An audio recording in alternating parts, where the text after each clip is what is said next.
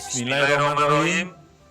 Saya luncurkan, saya resmikan Gerakan Nasional Wakaf Uang dan Brand Ekonomi Syariah pagi hari ini.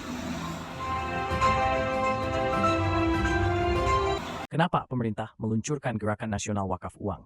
Siapa yang pertama kali mengenalkannya? Bagaimana perkembangannya di berbagai negara, hingga perkembangannya di Ottoman? Dan yang paling penting, bagaimana wakaf uang ini bisa menjadi salah satu instrumen paling kuat dalam pembangunan ekonomi umat? Berikut penjelasannya.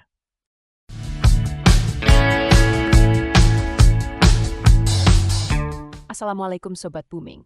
Di video kali ini kita akan membahas topik yang sangat menarik dan penting dalam perkembangan wakaf uang di belahan dunia.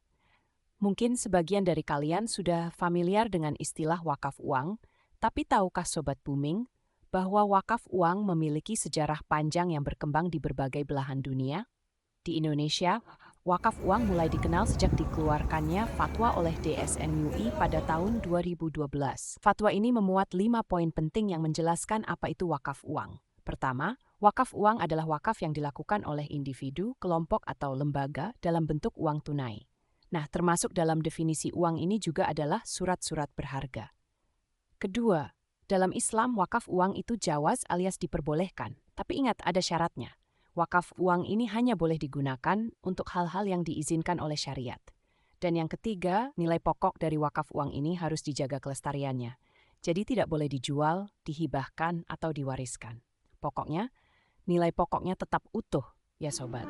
Menariknya, wakaf uang ini nggak cuma dikenal di Indonesia loh. Di Bangladesh, wakaf uang mulai diperkenalkan pada tahun 1998 oleh M.A. Manan melalui Social Islamic Bank Limited atau SIBL. SIBL bahkan mengeluarkan sertifikat wakaf uang pertama dalam sejarah perbankan. Melalui sistem ini, bank mengelola uang wakaf dan hasilnya disalurkan kepada yang berhak menerimanya. Bahkan, SIBL berhasil membangun rumah sakit dari hasil pengelolaan wakaf uang mereka. Hebat kan? Kalau kita mundur jauh ke belakang, di Turki, wakaf uang sudah dikenal sejak abad ke-16 Masehi.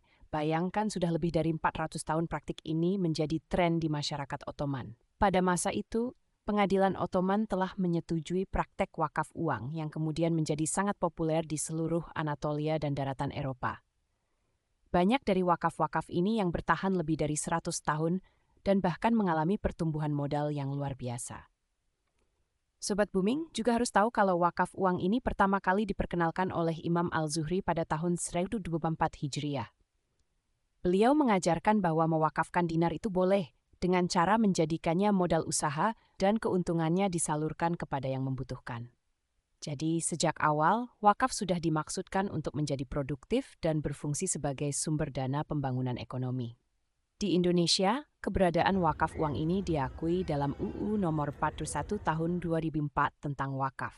Bahkan ada peraturan BUI Nomor 1 Tahun 2020 yang memberikan pedoman lebih lanjut tentang pengelolaan dan pengembangan harta benda wakaf, termasuk wakaf uang.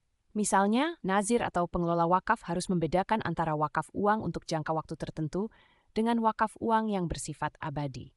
Jadi sobat, wakaf uang ini bukan hanya soal amal jariah yang pahalanya terus mengalir, tapi juga sebuah instrumen yang sangat potensial untuk pembangunan ekonomi umat. Yuk kita lebih mengenal dan menyebarkan manfaat dari wakaf uang ini.